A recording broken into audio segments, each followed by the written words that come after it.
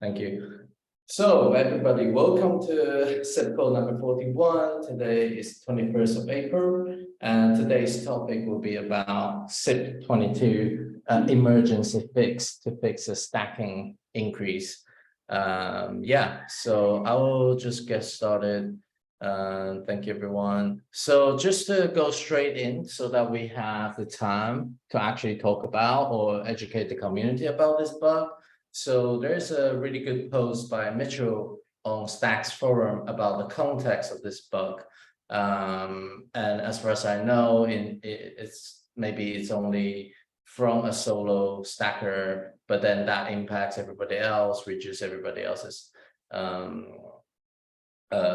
rewards, but probably not maliciously or intentionally. So, but it needs fixing. So if you want more details, please go and read about this on Stacks forum, but we'll be talking about it today in more details as well. Anyways, so the solution has been proposed by Jude and various others, and it's on GitHub, ready for everybody's review. So please go to GitHub too. I'll post both links in the chat so that you have access to those stuff, which I posted on Twitter as well. So, and just to sort of give everybody a bit of context, like every SIP do require be reviewed by SIP editors, the CAPs, and the steering committee. And if it's consensus breaking, we tend to have a public vote. But for this one, I'll invite the core devs to talk about why this one they would like to propose to not. So just want to intro who are these reviewers in the process. There are SIP editors actually has 18 people right now, all majority of them community members, some from Hero. But yeah, these people really help to get the initial review from editing part, and also facilitate different SIPs.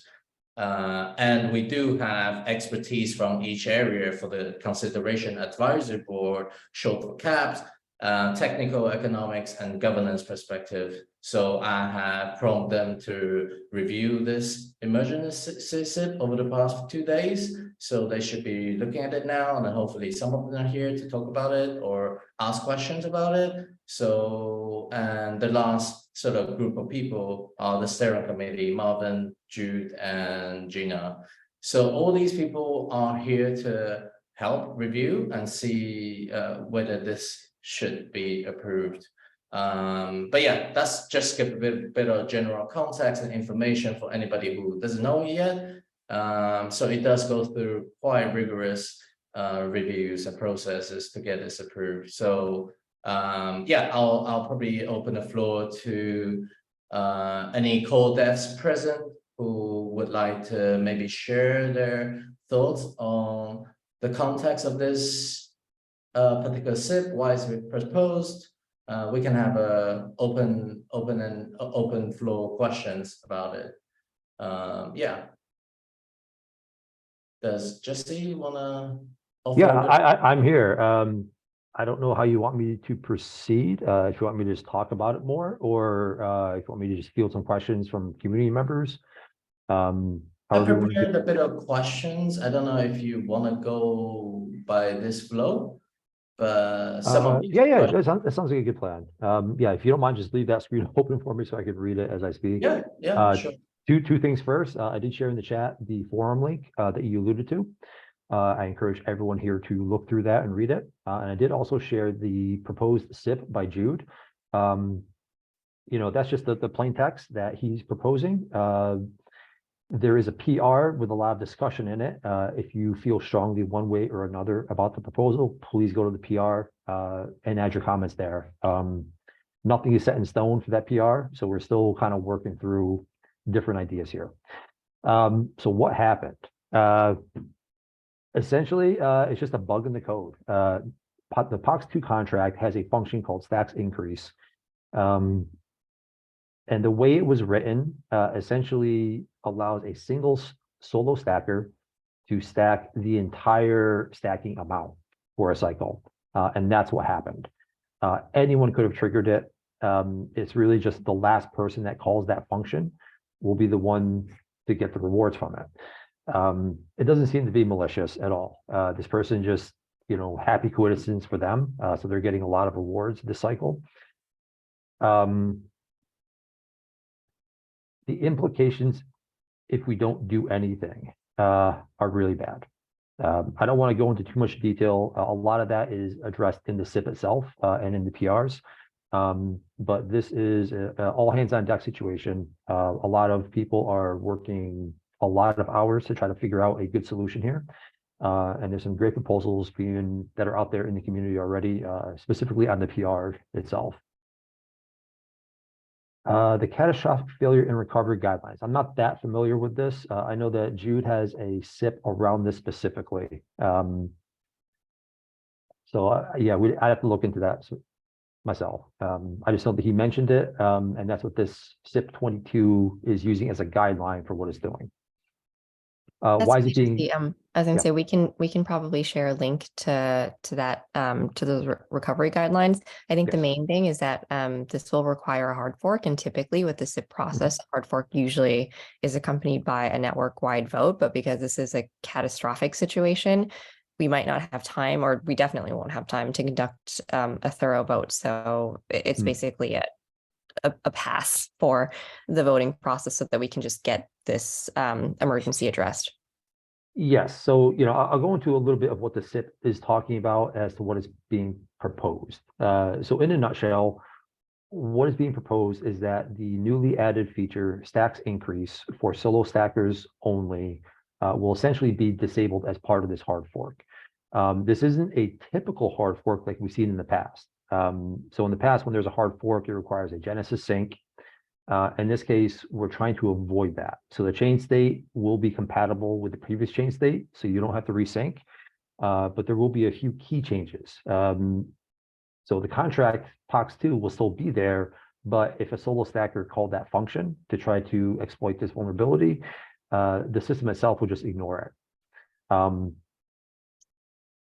That is the gist of what's being proposed. Just that this function by itself will be ignored. Now, how do we prevent all the nodes from not updating and using the same chain state? One of the ideas that's being proposed is to modify the chain ID. So anyone that's not using the updated chain ID will essentially be orphaned off of the entire network as part of this upgrade. But again, please visit that SIP PR. Make your comments known. And as Jenny said, it won't be a typical voting process here. This is a critical issue that we're trying to address as quickly as we can.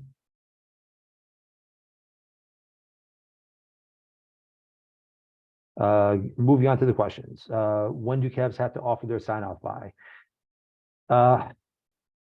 As soon as we can. We're just waiting for the SIP to be finalized before we start earnest discussions on it.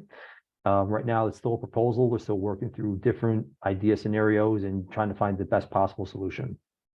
And again, comments in the SIP PR are very helpful getting those solutions. What can community members do to help? SIP PR comments. That's it. Will a person stacking need to do anything now or later? No. If you're delegated stacking, that function for increasing your stacking is not affected. The only people that it directly affects once this change is enacted is people who are stacking solo and want to increase their stacking amount. It'll work the same way it did on 2.0.5 as it does on 2.1 after this fix is released. So the next steps are really just finalizing the SIP, and then we will go through the normal SIP process and do a quick vote on it, essentially, to get it out. But we're doing things as quickly as we can to prevent anything worse happening. Jesse, if I could just make one comment on the question about will a person currently stacking need to do anything now or later? At this point, I don't think we can guarantee yet that you won't have to potentially restack or something later. It still is dependent on what design we end up with for the fix, but there's a That's chance correct, yes. that you might have to do like a restacking step or something. Yes, yeah. So one of the proposals from a community member was essentially to create a new contract called POX 3, which would supersede POX 2. So there are some caveats around that I won't go into here, but that's one of the ideas being discussed. So yes, Bryce is absolutely correct. We don't know yet, but with the current proposal, it doesn't seem likely that any changes will be needed. But that could change, as Bryce said.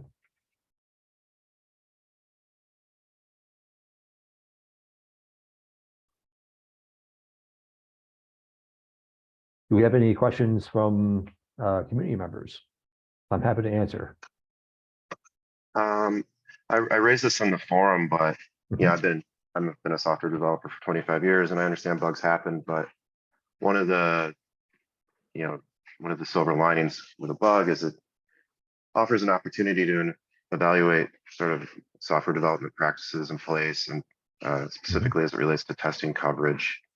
What are the sort of core devs feeling as to where that stands and maybe how that can be improved? It certainly seems like this was a pretty obvious test case. Yeah, it's a little challenging because the only way this bug could be found is at scale. So that makes it a little more challenging to find during the normal testing process. But in hindsight, I do have some ideas that I'll be sharing after the fix is out. But it's clear that something does need to change. You're correct. Yeah, also to add to that, so the core development team has been like improving and upgrading our processes in the recent months. But then just to point something specific for this particular issue, like I agree, it does look like it's something that should have obviously been caught by a test. But the challenge and the reason it got missed, just like a quick summary, is that the behavior actually looks correct if there's only one stacker. So in the test case, there's just a single stacker that's testing a bunch of things, and the buggy behavior actually is correct when there's only one stacker. Right. And so we needed a test that had multiple stackers and one of them doing an increase that would have caught this. Yeah. So it's not like there was no test at all. That's how it ended up getting missed. And Bryce, just to add on to what you said, that is precisely what I'm looking into for the future. And so we can test with, kind of a simulated wide area network with many users at once to see what happens. Yeah, perfect. I mean, yeah, like, again, understand bugs happen. They happen to me all the time. But what would be, I think, even a bigger shame is if we don't have a formal process to learn from incidents like this and improve. And that's really what I would like to see happen.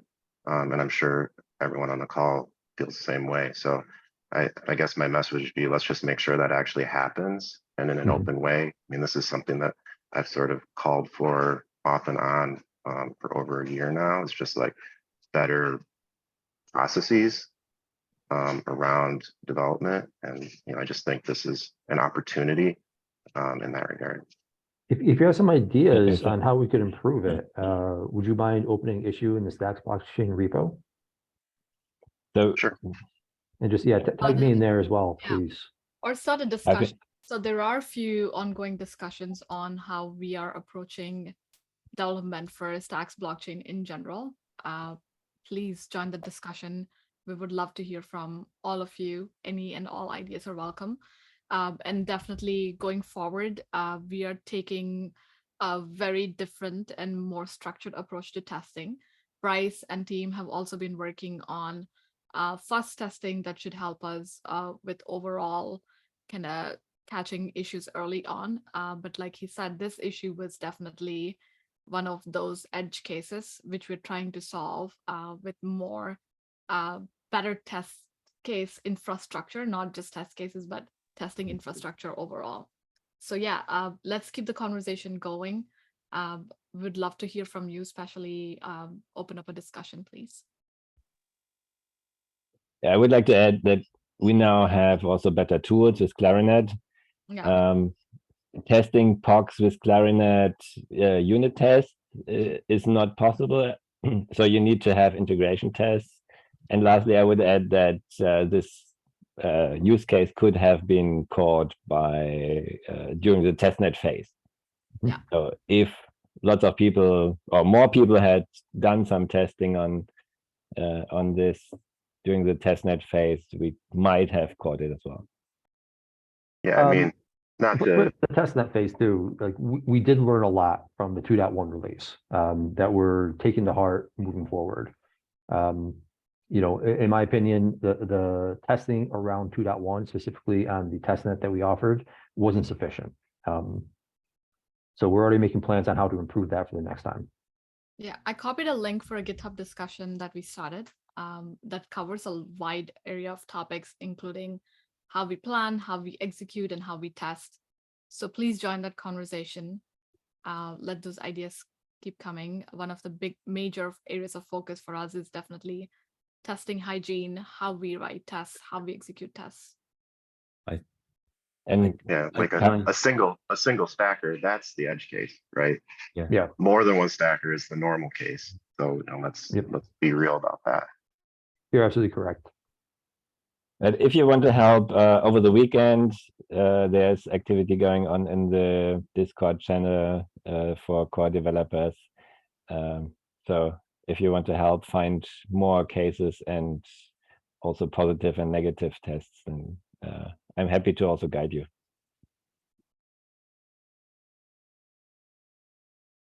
Which channel is that, Fridka?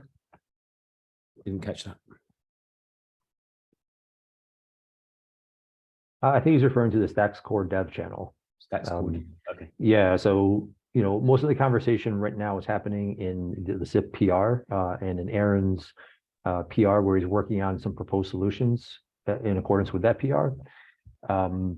Once we get to the phase of testing it, then there'll be more discussion in Discord in the Stacks Core Dev channel, as Igor shared, it looks like.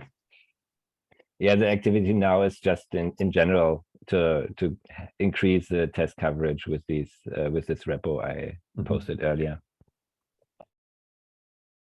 I'd just like to throw in just one thing. I kind of agree with Cargo about a lot of the points, and obviously these things happen. That's just part of the job. But I've always found like dedicated software testers, manual testing, and if there was, that's something that's found always helps. Like people who are just that's all they do. They're not devs; they just test. Yeah. the other I do want to address that directly before you move on. So at the foundation, we have hired a security engineer recently. And what they're looking into is more of a regular cadence of audits on the blockchain code. So we're not there yet, but it is something we want to do, to have that more manual and continuous testing. Great, thanks, Jesse. And the other point was, yeah, just smaller SIPs, keeping the scope under control. Yep, I agree there wholeheartedly. Yeah, SIP for 2.1 was quite large, and we had a lot of feedback that it was too large.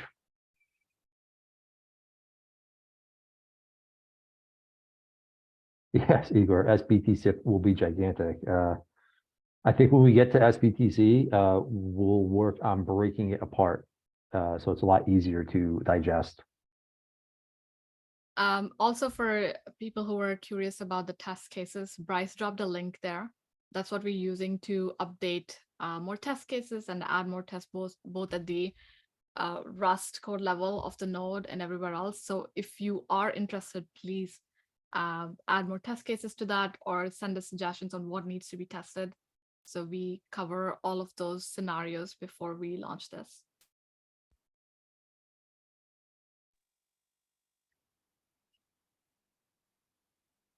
Yeah, the more anyone that's interested and willing to write tests, the more the merrier as far as testing goes.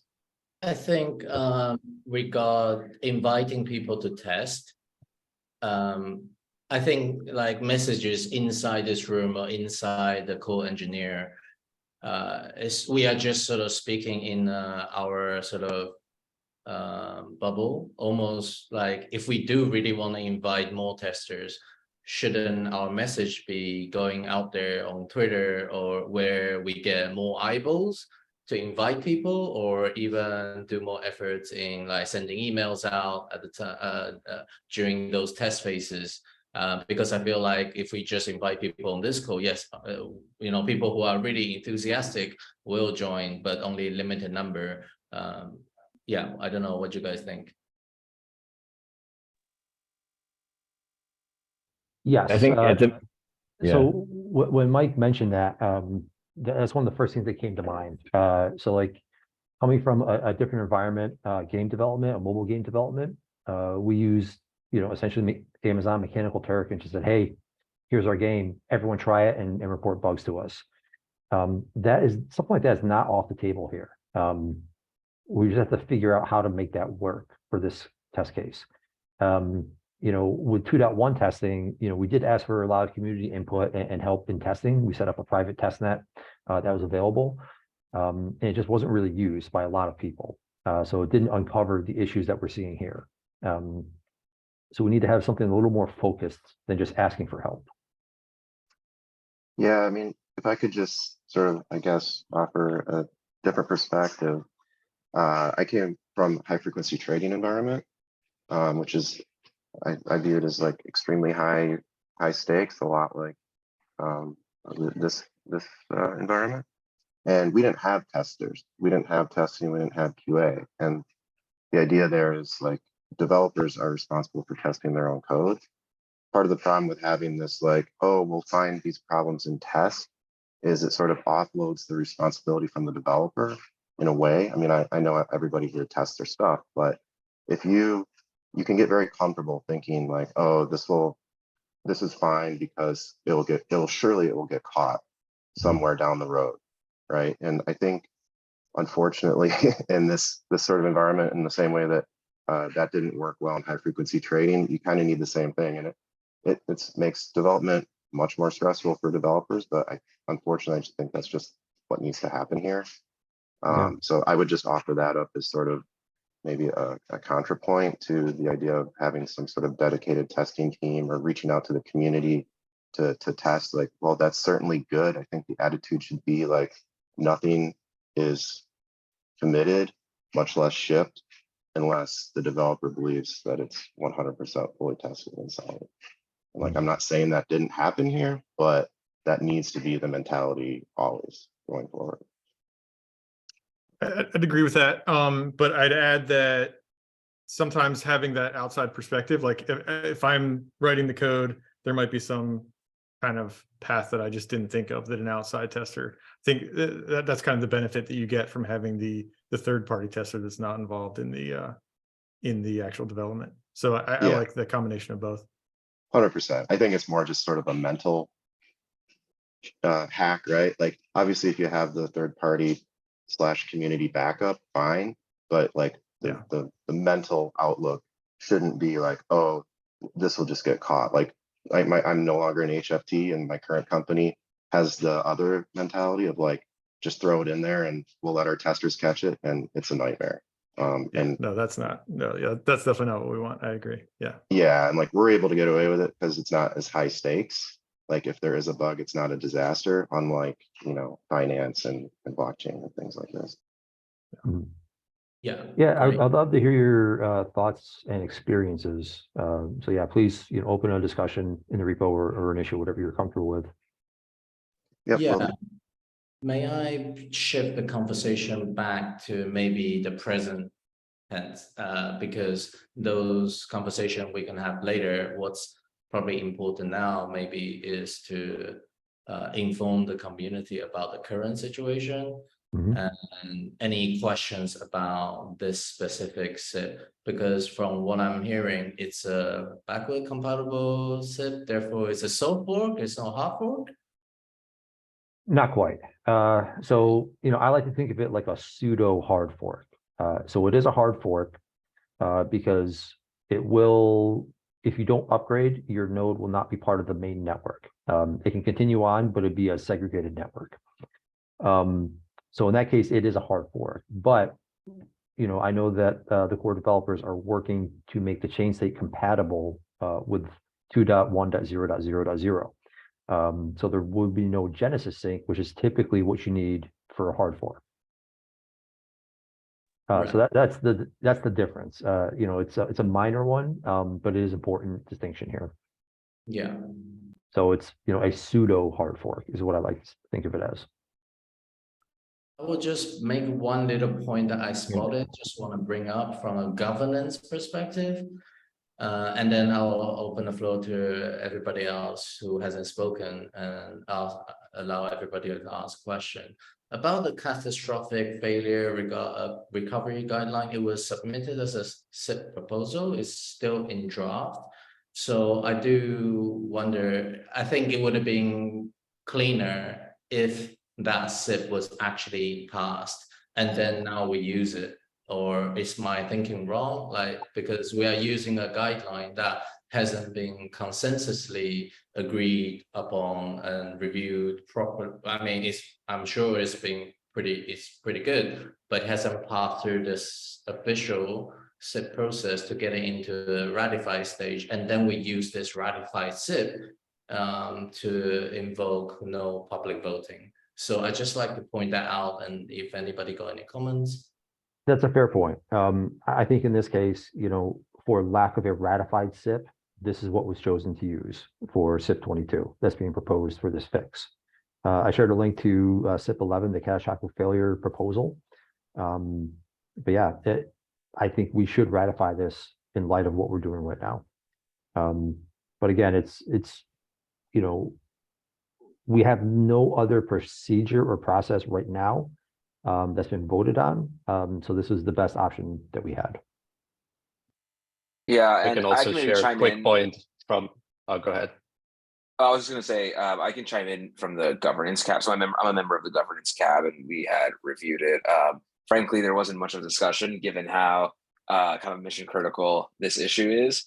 And so, from our perspective, and this is kind of like this question kind of falls into our gambit because of kind of the exigent circumstances and the potential for catastrophic failure. We think it merits kind of quick action, regardless if there's not a specific procedure to follow here. But I do agree that the catastrophic failure recovery SIP maybe should be ratified in light of this as quick as possible. Well, yeah, and finally, ratified, steering committee side.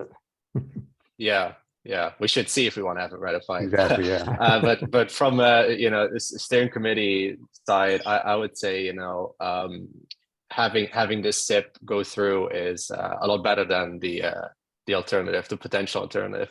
And also, if you read the SIP, it's very mindful of this and is proposing the minimum necessary change to fend off that alternative. So it basically talks about just blocking that function, right? It doesn't say anything about fixing it or doing something else. So what I would assume moving forward from this is that after this SIP is ratified and implemented, it just blocks the function, and then a future SIP can propose, hey, we should fix this function, or we should do something else with it. So it's really, if you read Jude's text, it's very mindful of that situation, and that's why the SIP is as narrow as possible. Yeah, I think for completeness, there are two things that are fixed, and so I would describe it. One is, the stacks increase function that is not working as expected. So the proposal is to just don't provide this functionality for 2.2, and the other one is kind of unlock the stackers that have the different amount in the database and stack them with the correct amount again. And that's not possible without the hard fork or with consensus breaking. And and again, the third point in feel strongly about the proposal, and if they think that there's a better way or a more efficient way of doing it versus what Marvin mentioned, and that it's the bare minimum to fix this, please respond to the SIP proposal, add your comments there, and they will be addressed. Yeah, and just to say, in the SIP, it's actually identified like, hey, here's the bug, and this is what the fix would be to fix the function, but it doesn't even go that far, right? It just says we're just going to disable the function, and then we have some breathing room, and then we can decide with a future SIP how we could actually do this. So I'm hearing like we're just gonna. So if we didn't have stacks 2.1, we wouldn't have enabled this. So essentially, it was just taking the stacks 2.1, one of the functions away. That's all. Yes, so this proposal will be taking that function away only for solo stackers. Yeah. And it's just a single function stacks increase that allows you to increase your stack between cycles. So if I'm stacking with a pool, I can still do my increase. Correct. From the text of the SIP, that is correct. And even if you're And you solo can- stacking, it would be possible to basically delegate to yourself and then increase via the delegate functions as well. If it becomes like something that's going to be a limitation for a longer period term, then we could have some tooling to help with that as like a workaround. We have I guess- already tooling.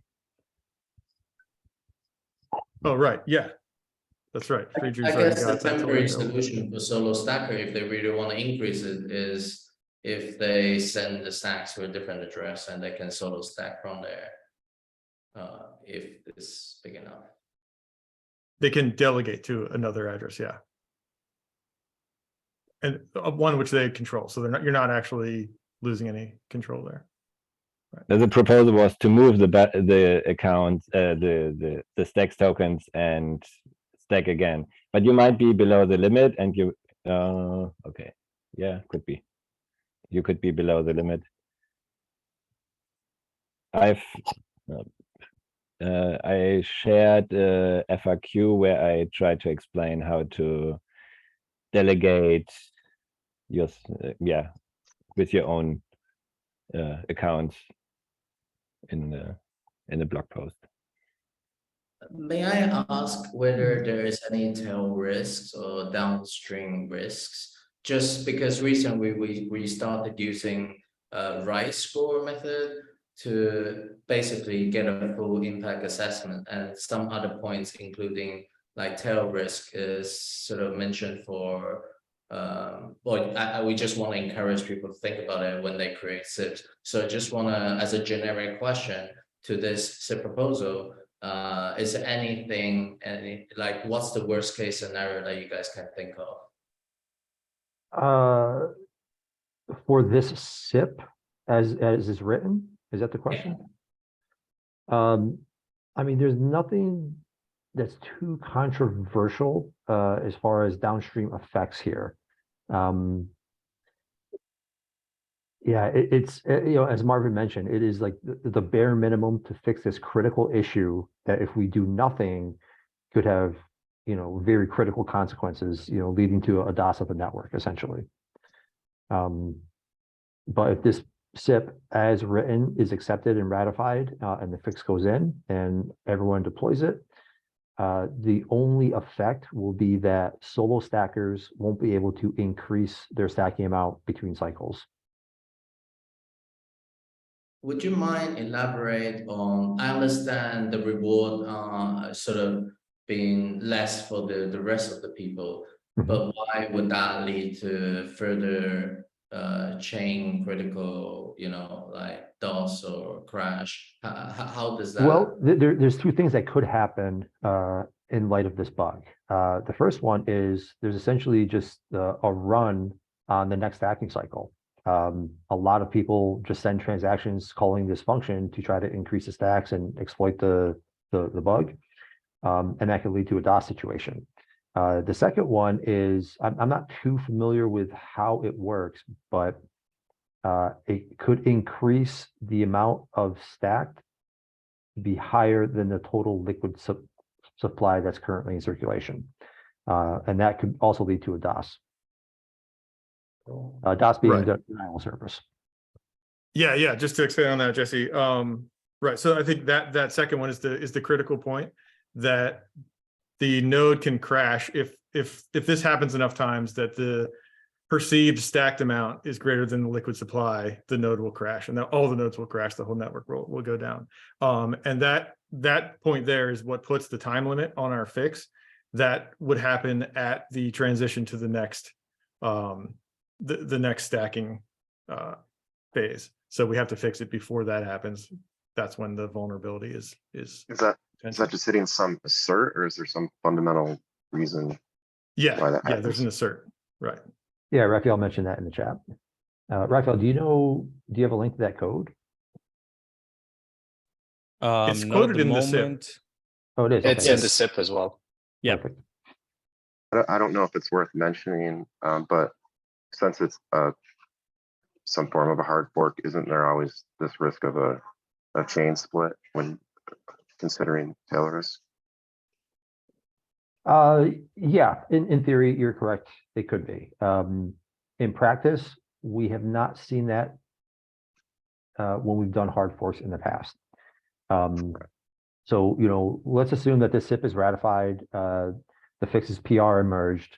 What we'll do is, on my side at the foundation, like we're going to talk to everyone that we possibly can and help them upgrade to avoid that situation, which is what we do normally. This time we'll just be a little more aggressive in getting the message out there and helping people upgrade before the next cycle. Yeah, and also we have the version flag that identifies the network as a new one. Yep. So there will be a split if. Yeah, I undoubtedly expect that some people on the network will split. But as long as we have the majority of miners and the majority of nodes running on the new release, it should continue on just fine. Yeah, and we will also be spinning up miners and nodes ourselves to help here.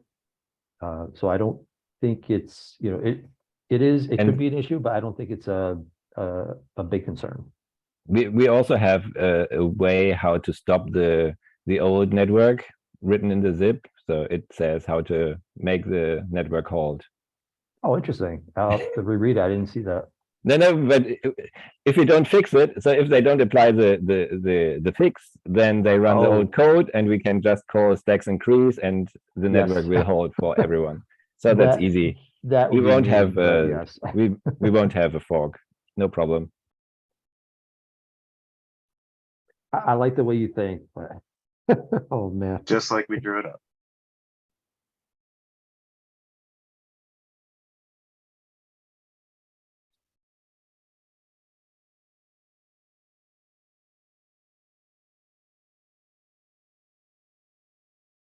Do we have more questions around the SIP or the current bug? Yeah, if anybody got any questions, feel free to unmute and ask. Here we have the code devs.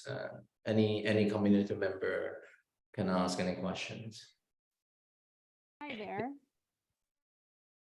Hello. Hello. Hi, this is Kaylee Ford from X First. I had a question. So for most people that I'm noticing, people are asking, hey, can I still stack into this delegation? What is the outcome for people who are stacking in the current delegation? Will they receive lesser rewards? Yes. And will they continue to stack? Perfect. Will they continue to stack like this until the issue is resolved? They can continue using a delegate like with Xverse without any change to how things work currently. During this cycle, yes, rewards will be much less than they would have been. I think the math is showing around 40 to 50% lower than what they normally would be for this cycle alone. Gotcha. And that will that continue to happen with every other cycle? Is it just for this cycle? Just this one. As long as the fix is out by the next cycle's boundary, it'll just be contained to this one cycle alone. So next cycle will be back to normal. Gotcha. So but any it can still be 40% less. Oh. Well, we don't know what the rewards will be next cycle. Gotcha. So for catastrophe, what is the worst case scenario for this? And how long will it take for something like this to be resolved? I'd say the worst case is if no fix happens before the next stacking cycle, then there could be a chain halt because all the nodes crash. And you say all the nodes crash, what does that look like? And you said before the next cycle. So how long would that be until? I think it's about 8 or 9 days now. Yeah, sounds about Gotcha. right. And Yeah, what that would look like would just essentially be blocks are stop being mined. So that there's just no Mhm. blocks until a fix is put out and new miners start mining blocks again. New blocks, new transactions. Yeah. Gotcha. So that sounds really serious. So how are you guys planning to go about like alerting the community? Because a lot of people stack, whether it's with experts or other stacking pools. What is being done to kind of let the community know, like, hey, you know, there's this issue, but we're working on it. Like, how is testing being put out there? As far as testing goes, right now, it's a little premature to talk about testing. So we still don't have a concrete, course of action that we're going to take. That's what the SIP is designed to do for us. So it'll decide what we're going to do, how we're going to handle it, and that will inform the developer changes that go into effect into the Stacks blockchain repository itself. I know some people have already started assuming that the SIP will be ratified, so they get a head start. But if the SIP changes, they'll have to modify the code to do.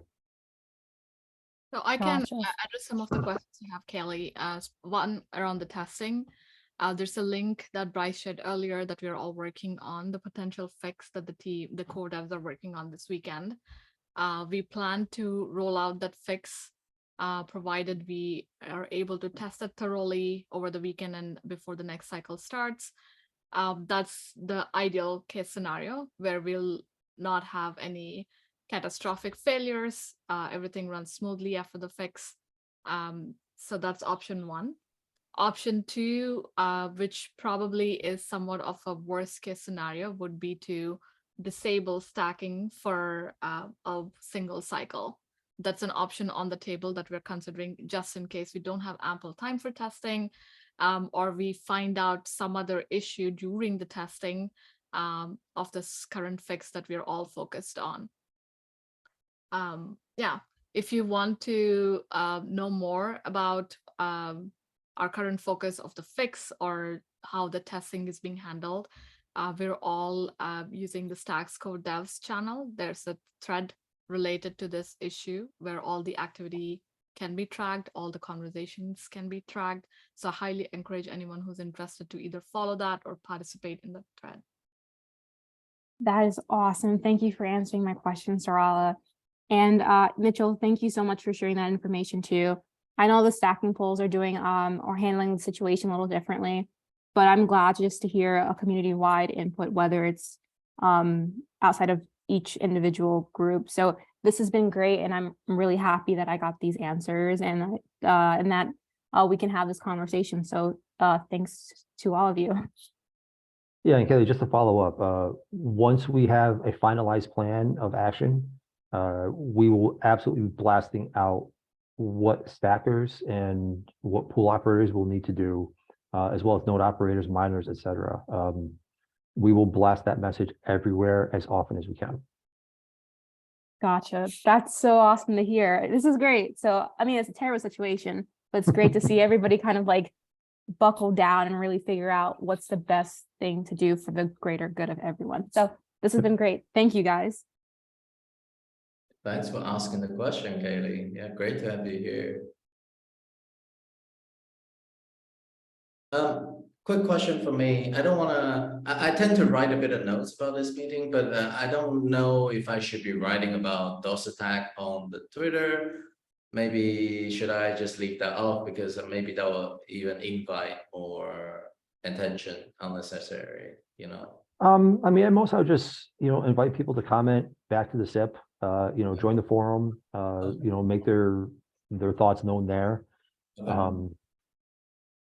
But yeah, I mean, the what could happen is already been outlined in several places. I don't think adding it to Twitter would add to the discussion at all, honestly, but that's up to you. Cool. You know, it's a known potential outcome. So it's up to you if you want to add it there. So does that mean? I think there. I just want to say one thing. I think there's like there's always a balance here of like for folks who are like a lot more plugged into the community. Like obviously, like there's a lot of information available, but I think Twitter has a lot like a mix of people, right? And I think you want to be careful when you're communicating on different channels and take what channel you're communicating into accordance, because it's very easy to spread panic on things like this. Think about like your attention span on Twitter, it's much shorter than something on the forum, right? And so as long as like there's no secrets here, I'm not saying like don't post something to Twitter. What I am saying is like when you choose to share something on a channel like that, keep in mind that the audience is different. It's going to be less educated. There's going to be people that want to spread FUD. And so I think just my recommendation is like, look at your language carefully on those types of channels and think about someone who's less educated and try not to scare people, right? Because like, you know, this isn't like an ideal situation, but it's also not really catastrophic. Like all the right actions are being taken, like it's unfortunate, but like this stuff happens with technology. And so I think when you're like in a markets driven project, you just want to be careful about those like more and more like removed from the center channels. But again, not asking anyone to keep secrets here. Like this is all posted publicly. I'm just asking you, be thoughtful when it's in a place like Twitter or whatever. Definitely. Thank you so much for the advice. But yeah. Yeah, they're gonna take like the TLDR and the headline. Yeah, I know. Like, oh my God, it's gonna hold. It's gonna be Exactly. Oh, you had a question? Oh, is this so? Yeah, just a quick question for you, Jesse, about the upgrades that all of the partners and organizations that run either miners or nodes. You mentioned that the chain state is probably going to be, or actually it is going to be compatible, right, with 2.1?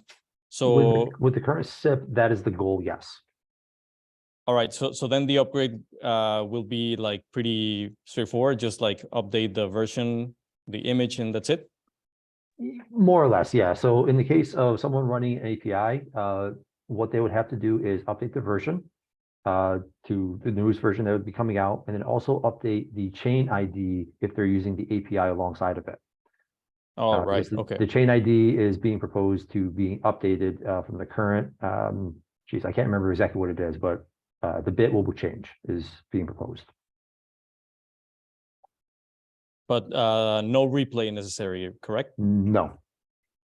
Okay, cool. No, as long as the contract stays the same, the POX2 contract, which is what the proposal says, you're correct. No changes to the chain state. The only thing that you have to change is the version and the chain ID if you're running an API. Thanks. But again, you know, that could change as we go through the SIP process. So just, you know, we'll keep an eye on it. And once we know for certain, that's when we'll tell people this is what you'll need to do. Is the current information sufficient enough for the cabs to actually vote on? Or are we still not quite there to the full spec? I would say we're not quite there. Okay. Yeah, there's, you know, the core developers are still looking at, you know, different scenarios of how to best handle this. There's nothing that is 100% finalized in their minds yet. I only mention this because the governance cap already met and looked at the initial PR from Jude, and based on that, they have approved it. But just hearing from today's call, it sounds like what they approve is almost like a preliminary approval, if you like. It's not based on final spec. Right. So once the SIP is actually finalized, you know, there could be some other changes in there. Hopefully nothing major, but there could be some more minor changes in there. They just have to revisit it. So if they approve the SIP currently as it is, and it changes slightly from today until, you know, let's say Monday, they'll just have to review what has changed over the weekend, and then approve or, disapprove whatever happens. Yeah. So Thank you. it's good to get started, absolutely, but they shouldn't be considering the SIP in its current form as finalized. Understood. I'll pass the message.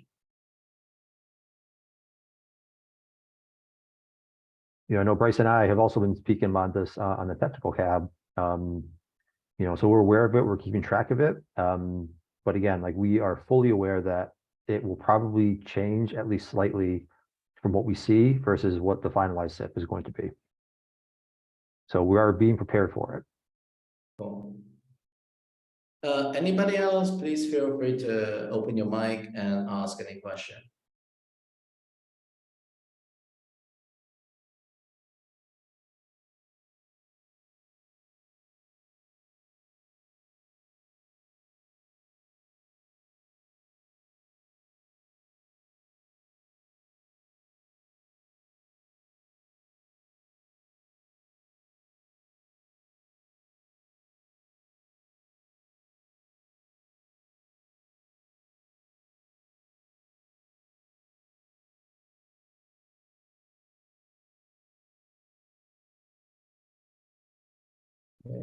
I would also like just to say thanks to Free here. He was instrumental in figuring out this bug. Everything kind of happened all at once in Discord, honestly. Someone just raised a question, Free was there, started digging into it a little bit, and we were able to figure out what the issue was very quickly with his help.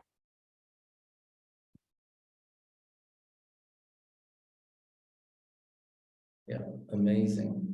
Yeah, I want to again, if there's any words that I'll say in this meeting, is thank you for your commitment to this community. This community owes you a lot, and I hope you remain engaged. And thank you so much for your help on all this.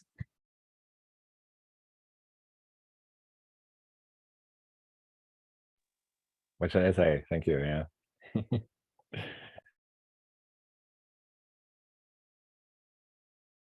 It just shows you can contribute to Stacks without being on any committee, because Fridger is not on any of the committees, but he's made one of the bigger contributions to Stacks. Pretty amazing.